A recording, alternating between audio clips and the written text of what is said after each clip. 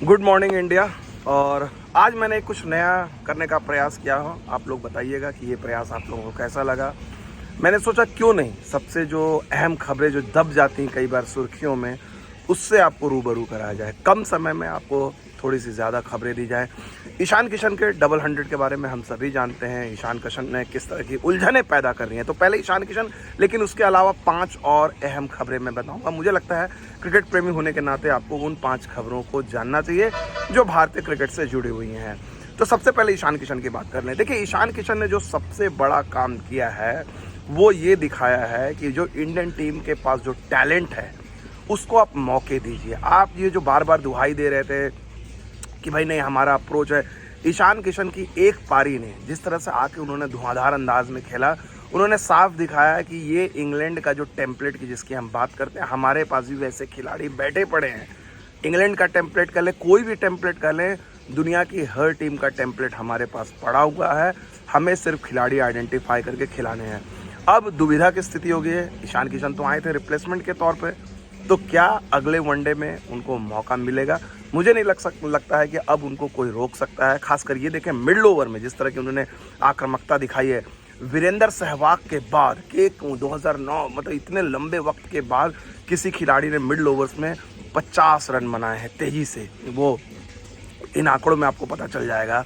तो ये एक बहुत बड़ी बात है और इंडिया को एक ऐसे अप्रोच की ज़रूरत है। जाहिर सी बात है कि ईशान किशन हर मैच में सक्सेसफुल नहीं होंगे, अगर ईशान किशन को आज़ादी दी जाए और अगर 10 मैचेस में से 2 मैचेस भी अगर वो जीताते हैं तो टीम इंडिया के लिए बेहद फ़ायदेमंद होगा। वीरेंद्र सहवाग क्या करते थे? वीरेंद्र सहवाग भी यही काम करते थे। तो चलिए, ईशान किशन की बात हो गई। ईशान किशन की सुर्खियों में एक खिलाड़ी जो दब गया वो है विराट कोहली। जी हाँ, विराट कोहली के लिए भी कल का दिन जो है बहुत यादगार रहा था। उन्होंने रिक्की पॉन्टिंग को पछाड़ा। वो 72 सेंचुरी अब उनकी हो गई इंटरनेशनल क्रिकेट में।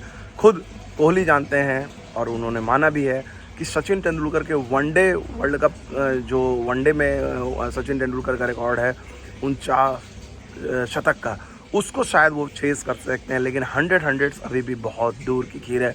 हालांकि चर्चा फिर से भी तेज़ हो जाएगी, लेकिन मुझे नहीं लगता है कि वक्त फ़िलहाल कोहली के 100 की चर्चा करने के लिए है। One step at A time, क्योंकि हमने देखा है कि पिछले 3 सालों में कोहली का किस तरह का स्ट्रगल रहा है। भारतीय टीम के लिए एक अच्छी बात है कि वो फॉर्म में है और विराट कोहली वनडे क्रिकेट में रन बनाए, क्योंकि वनडे वर्ल्ड कप से पहले कोहली का फॉर्म में होना एक बहुत बड़ी बात होगी। चलिए, कोहली और ईशान के बाद एक जो सबसे अच्छी खबर जो दब गई कहीं पर, वो थी जयदेव उनादकट की। और जयदेव उनादकट की कहानी से हम सभी को प्रेरणा लेने की ज़रूरत है।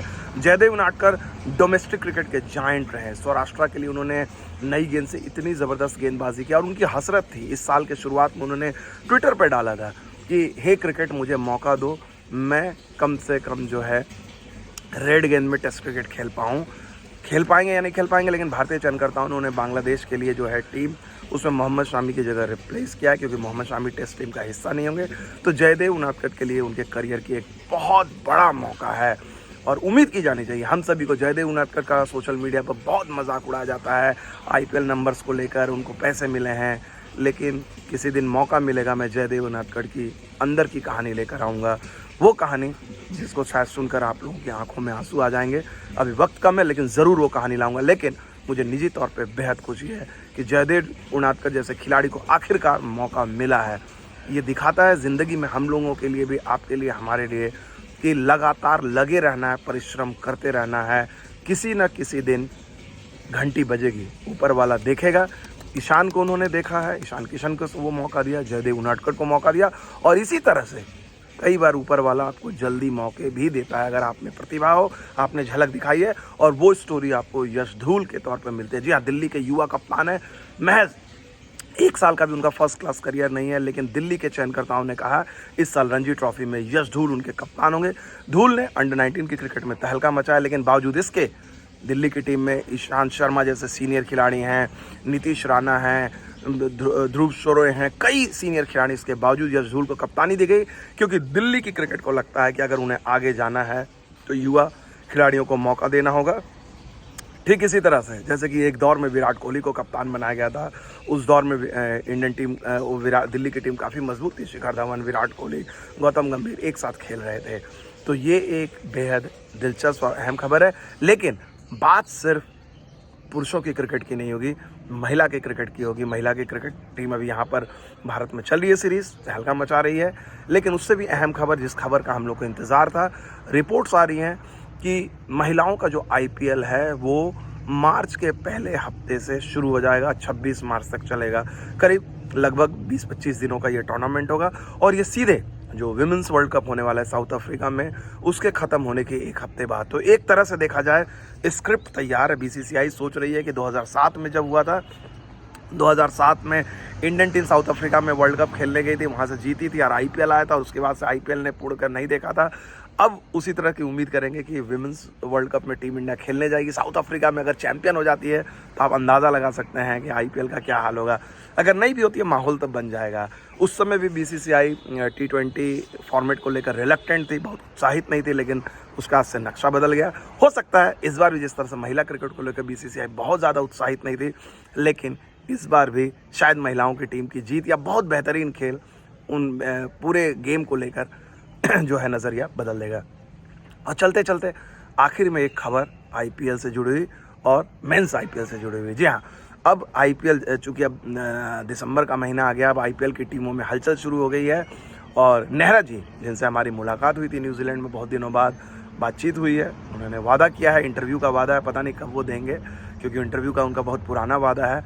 लेकिन नेहरा जी ने कल रिपोर्टर्स के साथ बात की और उन्होंने कहा कि हम चैंपियन टीम है, लेकिन उसके बावजूद एक तेज़ गेंदबाज को वो ऑक्शन में ढूंढ रहे हैं। आप सभी को पता है 23 दिसंबर को कोची में ऑक्शन होना है और मैं कोशिश करूंगा कि उस ऑक्शन में जाकर कवर करने की। मुझे पता नहीं अभी शेड्यूल क्या है, क्योंकि बहुत सारी उलझनें पड़ी हैं, बांग्लादेश का वीज़ा और ये जाना आना, बहुत सारे इश्यूज़ हैं। तो लेकिन कोशिश करूंगा कि IPL ऑक्शन में जाऊं। आप लोगों के कुछ आइडियाज़ हो तो वो बताइएगा किस तरह से कवर किया जाए। लेकिन आज ये मेरी एक कोशिश रही है, अलग कोशिश रही है, और अगर आप लोग को पसंद आए तो इसको देखिएगा, लाइक कीजिएगा। और मैं कोशिश करूंगा कि इसको मैं ज़्यादा से ज़्यादा रिपीट करूं, क्योंकि कई बार एनालिसिस और बड़े बड़ी बातों के चक्कर में अहम खबरें, छोटी छोटी खबरें दब जाती हैं। तो एक छोटी सी कोशिश है, और अगर आप लोगों का साथ मिला तो मैं इसको लगातार इसकी संख्या बढ़ाऊंगा, नियमित करूंगा अपडेट, क्योंकि अब आप लोगों से, बहुत लोगों का डिमांड आ रहा है कि आप लोगों से ज़्यादा जुड़ाव, ज़्यादा बातचीत होना चाहिए। दौरे पे तो लगातार बातचीत होती है, बहुत सारी स्टोरीज़ होती है। जब दौरा नहीं होता है तो थोड़ी सी स्टोरीज़ कम हो जाती हैं, तो उस समय भी कुछ नया करने की कोशिश है और यही मेरा प्रयास है। लेकिन चलते चलते एक बार और आप लोगों को कहना चाहूँगा, इंग्लैंड और पाकिस्तान के टेस्ट मैच पर भी नज़र रखिएगा। इंग्लैंड ने बोल्ड अप्रोच से एक बार फिर से बड़ी बढ़त ले ली है। एक बार लग रहा था पाकिस्तान को कि भाई वो टेस्ट मैच तो जीत सकते हैं, इंग्लैंड को बैकफुट पर ढकल सकते हैं, लेकिन ये ब्रेंडन मैकलम और उसके जितने चेले हैं ना, एक अलग तरह की क्रिकेट खेल रहे हैं। और जिस तरह से ईशान किशन ने दिखाया है वनडे क्रिकेट में डबल 100 मार के, राहुल द्रविड़ को भी अब नहीं हिचकना चाहिए कि वो ब्रेंडन मैकलम से ज़्यादा बेहतर खिलाड़ी उनके पास हैं। बस माइंडसेट चेंज की ज़रूरत है। बहुत बहुत शुक्रिया, थैंक यू सो मच।